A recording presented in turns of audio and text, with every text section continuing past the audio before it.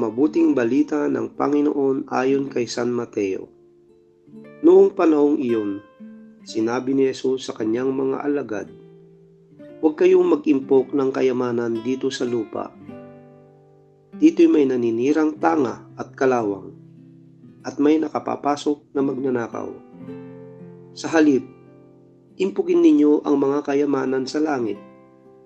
Do'y walang naninirang tanga at kalawang, at walang nakapapasok na magnanakaw, sapagkat kung saan naroon ang inyong kayamanan, naroon din naman ang inyong puso.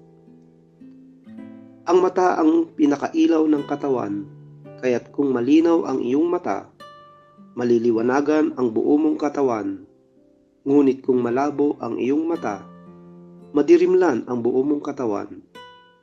Kaya't kung ang liwanag na nasa iyo ay kadiliman pala, napakadilim niyan." Ang mabuting balita ng Panginoon.